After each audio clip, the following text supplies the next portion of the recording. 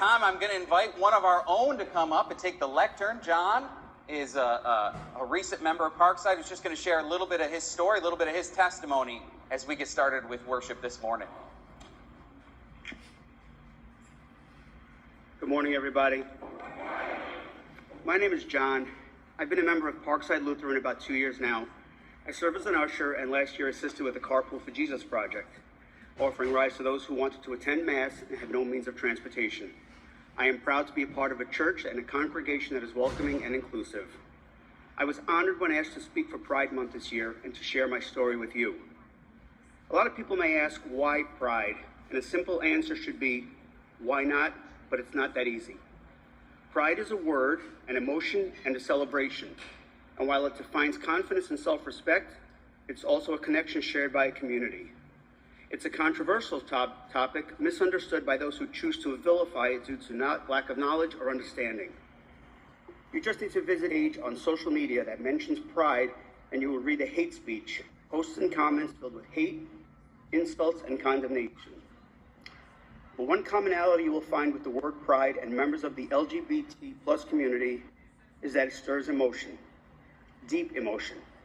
Look into a gay or transgender person's eyes as they share their life journey and hear their voice crack as they relive times when their lives bordered on uncertainty, simply because they were being honest to themselves. To me, pride means truth and honesty.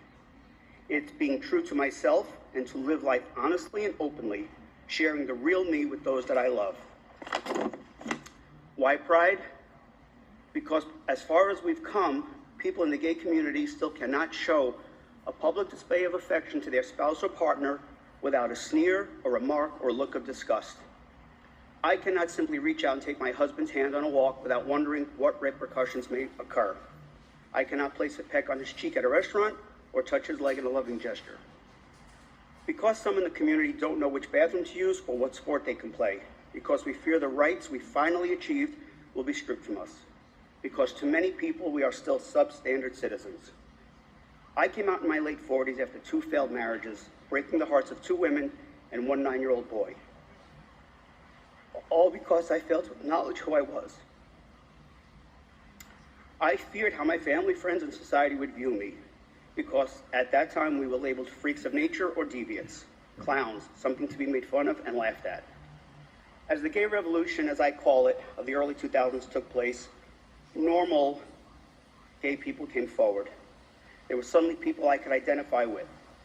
That led me to do some deep soul searching, and finally the blinders I had been wearing for 46 years fell off. I didn't turn gay.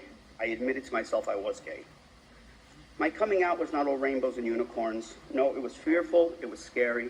There were tears, heartbreak, and uncertainty. As I approached each of my family members and friends to share why I was now going through my 2nd divorce, I feared how I would be viewed, who would remain in my life, and who would walk away. I turned out to be one of the lucky ones. I lost no one. Each of my family members, lifelong friends, and coworkers all welcomed me with open arms. Even my 82-year-old Italian Roman Catholic mother and my then 9-year-old son.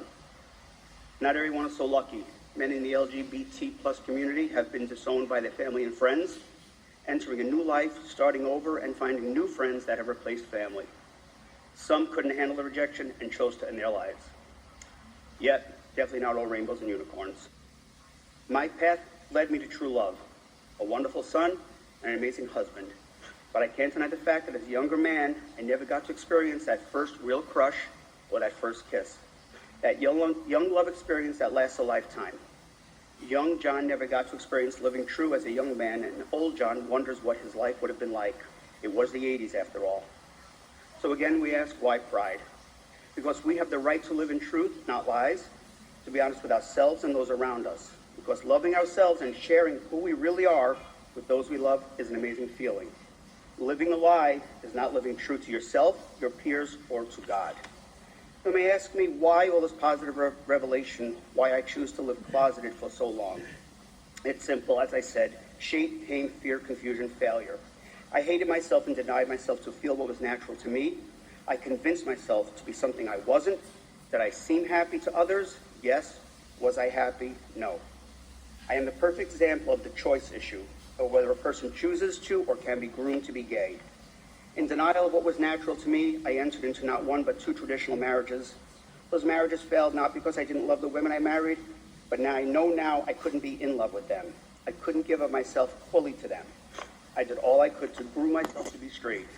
And here I stand today, an aging gay man, finally honest and happy. As a young man, had there been a role model to turn to, a positive figure I could have identified with, maybe my life would have been different. But again, I'm not sorry. Husband, son, family, friends, true love. I battled some demons to get here, but I made it. Do I have a choice to be gay? No. The only choice I have is to accept it. Each generation of LGBT plus folk have paved the way for the generation after. The generation before me had it more difficult than I did. The generation after me, while still struggling, are finding acceptance and love. They have outlets to turn to so they can grow normally, again, quotations. But there's still a lot of work to do. We need to let them know that truth is better than lies, that loving yourself first will bring you true love and happiness to others. That even if your family denies you, there is a whole other family out there waiting to welcome you. A Google search will tell you that the LGBT plus youths are 4 times more likely to commit suicide than their heterosexual peers. That stigma, discrimination, and bullying are the main reasons our young community are taking their lives.